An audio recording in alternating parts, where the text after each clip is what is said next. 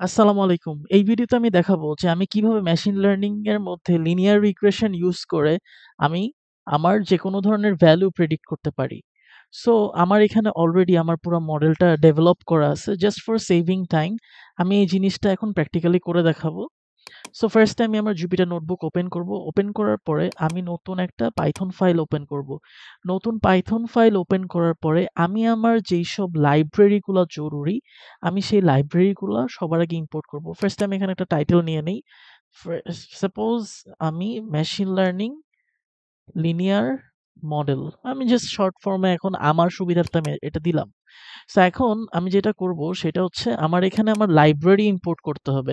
So আমার কি library দরকার? এই যে এখানে দেখেন আমার ইম্পোর্ট পান্ডাস ডাটা ম্যানিপুলেশনের জন্য, ইম্পোর্ট নামপাই নিউমেরিক্যাল অপারেশনের জন্য, আমার যেই গ্রাফিক্যাল বা ভিজুয়াল রিপ্রেজেন্টেশন করতে হয় সেটার জন্য আমি import matplotlib.pyplot_splt from sklearn।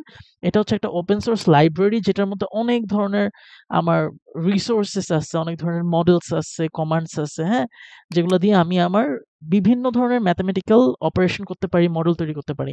So আমি যেহেতু লিনিয়ার রিগ্রেশন করব যেটা লিনিয়ার মডেলের মধ্যে আছে, আমি এই টোটাল জিনিসটাকে এখন কপি করে আমি জাস্ট আমার এখানে পেস্ট করতেছি। হ্যাঁ? Just for saving time. So আমি এখানে রান করলাম। এখানে স্টার উঠে থাকা মানেই হচ্ছে যে আমার এটা প্রসেসিং চলতেছে। তারপর একটু পরে 1 উঠবে। যখন 1 উঠবে তার মানে হচ্ছে যে আমার এই যে ইম্পোর্টিং কাজটা কিন্তু আমার শেষ হয়ে গেছে। সো আমি এখন কি করলাম? ইম্পোর্টের কাজ শেষ। ইম্পোর্ট করার পরে আমার এখন একটা ডাটা ফ্রেম লাগবে যেটা নিয়ে আমি কাজ করব, তাই না? সো আমি এইখানে যে ডাটা ফ্রেমটা করছি, আচ্ছা এটা আমি হাতেই লিখি। Data frame is equals two pandas dot মানে আমি হচ্ছে সরি স্মল লেটারে লিখি। Data frame is equals two pandas। pandas-কে বলতেছি যে তুমি রিড করো। read underscore CSV। এখন কোন ফাইলটা রিড করবে? আমি যেই ফাইলটা রিড করাতে চাই, আমার বেসিক্যালি আমার এই যে হোম ট্যাবে আমি যদি আপলোড দিয়ে রাখি, যে আমি এখানে সাপোজ আমি এখানে আপলোড দেব। আমি এইখানে মেশিন লার্নিং মডেলস এর এখানে লিনিয়ার রিগ্রেশন মডেলে আমার যেই ডাটা আছে আমি ফ্ল্যাট প্রাইসটাকে আপলোড দেব।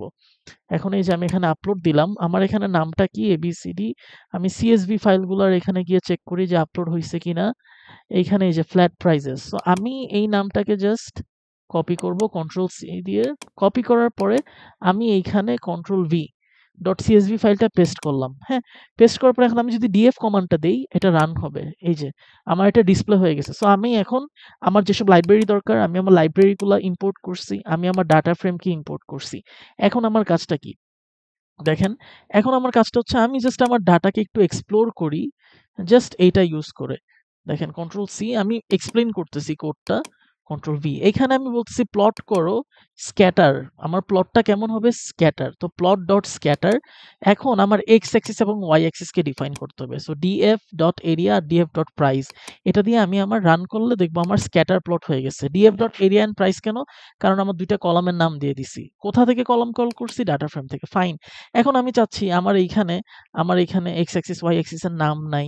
অ্যান্ড আমার এই যে এখানে যে ডট গুলো আছে আমি চাচ্ছি এখানে ডটের বদলে স্টার দিয়ে রিপ্রেজেন্ট করব। ফাইন। সো আমি আমার কন্ট্রোল সি দিয়ে এটাকে আমি কপি করি। করার পরে আমি জাস্ট এইখানে ২ টা লাইন এড করতে হবে।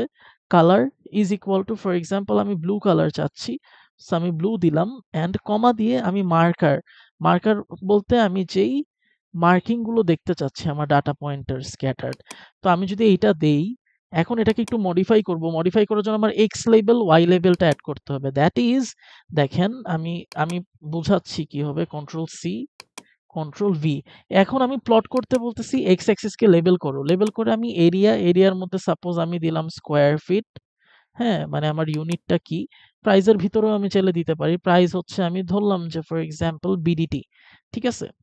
সো এটা হচ্ছে কি আমার প্লট করো এক্স অ্যাক্সিস, প্লট করো ওয়াই অ্যাক্সিস, তারপর হচ্ছে স্ক্যাটার প্লট। স্ক্যাটার প্লটের স্ক্যাটারের কালারগুলা কি হবে সেটা দিলাম, আমার মার্কারগুলা কি হবে সেটা দিলাম। এখন আমি এটাকে একটু রান করি। রান করার পরে এই যে দেখেন আমি যে মার্কার স্টার দিছি স্টার আসছে, কালার ব্লু দিছি ব্লু আসছে। আমার এক্স অ্যাক্সিস ওয়াই অ্যাক্সিসের লেবেলিং এর কাজ এখানে মোটামুটি শেষ। আফটার দ্যাট আমি এখন যেটা করব আমি আমার মডেল তৈরি করব। মডেল তৈরি করার জন্য আমি জাস্ট কোডটাকে কপি পেস্ট করি।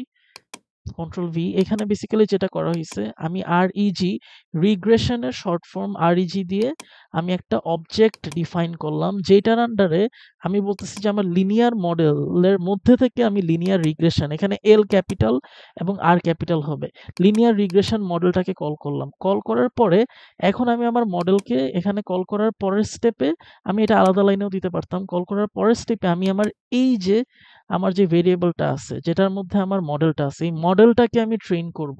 সো আমি এখানে জাস্ট একটা কমেন্ট দিলাম যে model training using FIT fit, ঠিক আছে, আমি ছোট হাতেরে দিই। এই ফিটকে ইউজ করে আমি মডেলকে ট্রেন করব। এখন কাকে ট্রেন করব? আচ্ছা, এখন এখানে কোশ্চেন হচ্ছে যে আমার এটা এরকম কেন? এটার এক্সপ্লেনেশনটা আমি দেই। আমি এরিয়ার এগেইনস্টে প্রাইসকে প্রেডিক্ট করব, যে আমার এইখানে যেমন বিভিন্ন স্কোয়ার ফিটের এরিয়া দেওয়া, সো আমার এই মডেলের টার্গেটটা হচ্ছে যে আমি এরিয়াকে ইনপুট দেব, তার এগেইনস্টে আমার প্রাইস প্রেডিক্ট হয়ে আসবে। দ্যাট ইজ আমার ওয়াই, যেটা আমার প্রেডিকশন আসবে, y equal to m x plus c, যেটা লিনিয়ার রিগ্রেশনের ইকুয়েশন। সো আমার ইনপুট দেওয়ার সিস্টেমটা হচ্ছে, আমি যখন আমার মডেলকে ফিট করাবো, আমার যে এক্স এর যে ভেরিয়েবল বা ইনপুট ফিচার যেগুলো আছে, সেগুলো আমার ডাটা ফ্রেমের মধ্যে থার্ড ব্র্যাকেট ২ বার দিলে এটা হচ্ছে 2D অ্যারে হিসেবে কাউন্ট হয়। তো 2D অ্যারে হিসেবে যাবে। আর data frame dot price call করলে হচ্ছে আমার এটা সিরিজ আকারে, আমার যে y এর যেই ক্লাসটা আসবে লাস্টে, সেটা হচ্ছে সিরিজ আকারে আসবে। সো আমি df ডট প্রাইস ইউজ করি। সো এখন আমি এটাকে রান দেই। আমার মডেল রেডি হয়ে গেছে, মডেলের ট্রেনিং শেষ। এখন আমি কি করব দেখেন, এখন আমার মডেলকে আমি প্রেডিকশনে ফেলাবো। Control C. আমি আমার মডেলটাকে বলবো যে আরইজি, এটা হচ্ছে আমার মডেল, ওকে বলবো আমি এখন তুমি প্রেডিক্ট করো। এটা আমি একটা র্যান্ডম, আমি সাপোজ এখানে আমি দিলাম 4567, কয়টা ডিজিট, 3 4 5, 45677। এই এরিয়াটার প্রাইস কত আসতে পারে? আমরা জাস্ট রান করে দেখি যে এটার প্রাইস আসবে 681430 বিডিটি। এটা কিন্তু একটা অ্যারেতে আউটপুট দিছে। আমার যখন প্রেডিক্ট করব, আমার প্রেডিক্টের নিয়ম হচ্ছে আমার সিঙ্গেল কোটের আন্ডারে 2D অ্যারে দিতে হবে, যার কারণে আমি দুইটা থার্ড ব্র্যাকেট ইউজ করলাম এখানে। সো এইবার আমার মডেলের প্রেডিকশন কাজ করতেছে, আমি দেখতে পাচ্ছি। এখন আমি কি করব? এখন আমি যেটা করব সেইটা হচ্ছে, এই যে এইখানে একটা পুরান যেই বেসিক্যালি আমি বলি, আমার যেই এই যে এইটা আছে, আমার পুরান যেই কোডটা আছে, এই কোডটাকে কপি পেস্ট করব। এই গ্রাফটা তো অলরেডি জেনারেট হবেই, এর মধ্যে আমি নতুন একটা গ্রাফ চাচ্ছি, পিএলটি ডট প্লট। কাকে প্লট করবে? আমার যেই এই মডেলটাকে, ঠিক আছে, এই মডেলটাকে প্লট করবে। তো এই মডেলটা কোথায়? আমার যে প্লট, সেটা হচ্ছে এই যে কন্ট্রোল সি, এটা আমি এখানে কন্ট্রোল ভি দিয়ে বসাই। হ্যাঁ, আমি কোডটা এক্সপ্লেন করতেছি। এই যে আমার এখানে ডিএফ ডট এরিয়া, হ্যাঁ, কোন ডাটা ফ্রেমটাকে লোড করবে, প্লট করবে যে আমার ডিএফ ডট এরিয়া। এই এরিয়ার মধ্যে আমার এক্স অ্যাক্সিসে থাকবে এরিয়া, ওয়াই অ্যাক্সিসে কি থাকবে? আমার কিন্তু এখানে অলরেডি প্লটটা আছে, ঠিক আছে। এখন এইটার মধ্যে আমার এক্স অ্যাক্সিসকে আমি ফিক্স রাখছি। ফিক্স রাখার পরে আমার ওয়াই অ্যাক্সিসে কিন্তু এই জিনিসটা বসতেছে, দেখেন। ওয়াই অ্যাক্সিসে জাস্ট চেঞ্জটা কি আসছে? আমার যে প্রেডিকশনের যে মডেলটা, আমি যে মডেলটা তৈরি করছি, যে আরইজি ডট প্রেডিক্ট, আরইজি ডট প্রেডিক্ট, প্রেডিক্টের ভিতরে কি ডাটা ফ্রেম, তার ভিতরে ডাবল থার্ড ব্র্যাকেট দিয়ে এরিয়া, এন্ড কালারটা গ্রিন দিছি। এখন আমি জাস্ট চেক করে দেখি, এই যে আমার বেস্ট ফিট কার্ভ চলে আসছে। সো আমার মডেল কিন্তু এখন রেডি। এখন আমি একটা র্যান্ডম ডাটার মধ্যে যদি আমার মডেলটা আমি চেক করতে চাই, তাহলে আমি একটা নতুন ডাটা ফ্রেম নেই। সো আমি এটাকে নিউ আন্ডারস্কোর ডিএফ দিয়ে ডিফাইন করলাম। আচ্ছা, আমার কোড তো অলরেডি করা আছে, আমি জাস্ট টাইম সেভ করার জন্য এই যে দেখেন, আমি কন্ট্রোল সি, এইখানে আমি কন্ট্রোল ভি দিয়ে জাস্ট আমার কোডটা বসাই। এখন এইখানে আমি যে নতুন ডাটা ফ্রেমটা নেব, সেটা আমি আমার এইখানে আপলোড করে নেই একবার, যে আমি আপলোড করব যে এরিয়াস, ক্যাপিটাল এ, হ্যাঁ, আপলোড। এখন আমার এইখানে যে সিএসভি ফাইল আছে, এখানে এরিয়াস আছে। তো আমি জাস্ট এটাকে কন্ট্রোল সি দিয়ে আমি এখানে কন্ট্রোল ভি দিয়ে দিলাম, ঠিক আছে। নিউ ডাটা ফ্রেম হচ্ছে এইটা। এখন আমি ডাটা ফ্রেমটাকে কল দিয়ে দেখি যে এরিয়া, ঠিক আছে, আমার চলে আসছে। তারপর আমি কি করব? আমি এই ডাটা ফ্রেমের আমার যে মডেলটা আছে, আমি কন্ট্রোল সি, সাপোজ আমি একটা র্যান্ডম ভেরিয়েবল পি এর মধ্যে আমি অ্যাসাইন করব যে আমার রিগ্রেশন মডেলকে বলতেছে প্রেডিক্ট করো। কাকে প্রেডিক্ট করবে? এই যে নতুন যেই ডাটা ফ্রেম, সেই নতুন ডাটা ফ্রেমটাকে সে এখন প্রেডিক্ট করবে। প্রেডিক্ট করে আমি যদি এখন পি কল দিই, তাহলে দেখব এই যে রান দেই, আমার প্রেডিকশন কিন্তু চলে আসছে। এখন আমি চাচ্ছি আমার যে নিউ ডাটা ফ্রেম আছে, ওটার মধ্যে আমি একটা নতুন কলাম এড করব। নতুন কলাম কিভাবে এড করব? সেটা হচ্ছে আমি আমার যে নিউ ডাটা ফ্রেম আছে, সেটার মধ্যে দেখেন নিউ ডাটা ফ্রেমের মধ্যে থার্ড ব্র্যাকেট দিয়ে আমি নতুন কলামটা এড করলাম। কলামের নাম দিলাম ইকুয়াল টু আচ্ছা, আমি যেখানে ছিলাম, এখন আমি যেটা করব সেটা হচ্ছে আমার যে নিউ ডাটা ফ্রেম আছে, নিউ ডাটা ফ্রেমের মধ্যে আমার কলাম এড করার প্রসিডিউরটা কি? আমার যে ডাটা ফ্রেম তার পাশে থার্ড ব্র্যাকেট দিয়ে আমি কোটেশনের মধ্যে আমার কলামের নেমটা দেব। সেই কলামের নেমটা ইকুয়াল টু কি হবে? ইকুয়াল টু পি, কারণ এই পি ভেরিয়েবল মানে এইটা কোথায় আছে? আমার পি এর মধ্যে। সো আমি পি কে অ্যাসাইন করলাম, করে আমি এখন রান দেই। নতুন ডাটা ফ্রেমের মধ্যে কিন্তু এখন অলরেডি চলে আসছে। সো আমার নেক্সট স্টেপটা কি? আমি নিউ ডাটা ফ্রেমকে কল করলে আমি এটা দেখতে পারবো। Okay fine. সো আমি নিউ আন্ডারস্কোর ডিএফ কে একটু কল করি, দেখি দেখতে পারি কিনা। এই যে দেখেন প্রেডিকশনস গুলো কিন্তু আমার চলে আসছে অলরেডি, তাই না? ফাইন। সো আমার নেক্সট স্টেপ হচ্ছে এখন আমি এই জিনিসটাকে সেভ করব। আমার যে নিউ ডাটা ফ্রেমটা আছে, control C, control V, new data frame dot to CSV, to underscore CSV, এটা হচ্ছে আমার কমান্ড। এখন আমি কি নামে সেভ করতে চাচ্ছি? এটাকে সেভ করতে চাচ্ছি যে সাপোজ আমার নাম মির্জা, মির্জা, মির্জা, মির্জাস প্রেডিকশন, জাস্ট আমি এই নামে সেভ করলাম। এখন আমি এটাকে রান দিই, রান দিলে এটা সেভ হয়ে যাবে। এই যে এখানে স্টার মানে হচ্ছে কাজ করতেছে। আচ্ছা, কোনো একটা এরর আসছে, আমি দেখি। দেখি আমার কোডে কি ভুল আসছে। ডট সিএসভি, ও আচ্ছা, মির্জাস প্রেডিকশন ডট সিএসভি বলতে হবে, আমি এটা বলি নাই। হ্যাঁ, দেখেন এখানে method object is not subscriptable. Okay fine.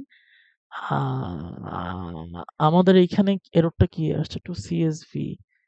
আচ্ছা, এটা কি থার্ড ব্র্যাকেট হবে? আমার তো মনে হয় সিঙ্গেল ব্র্যাকেট। এই যে হ্যাঁ, সিঙ্গেল ব্র্যাকেট।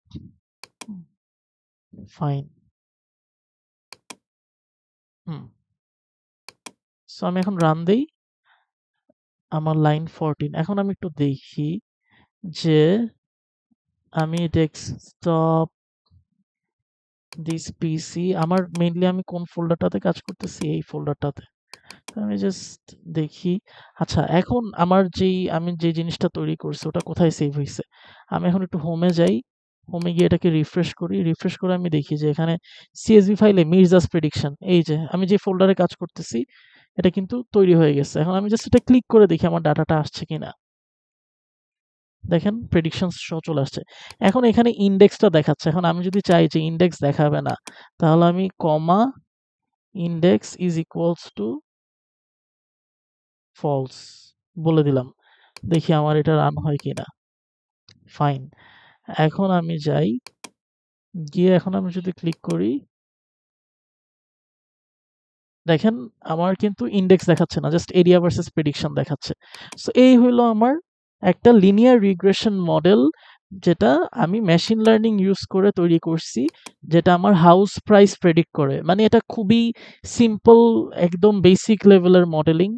আমি যেটা মানে বলবো যে আমাদের যে কেউ মেশিন লার্নিং নিয়ে যখন শিখতে চাই, আমাদের যে বেসিক যে মডেল দিয়ে স্টার্ট করতে হয় বা নেটে অ্যাভেলেবল পাবেন, সেটা হচ্ছে হাউস প্রাইস প্রেডিকশনের একটা লিনিয়ার রিগ্রেশন মডেল তৈরি করা।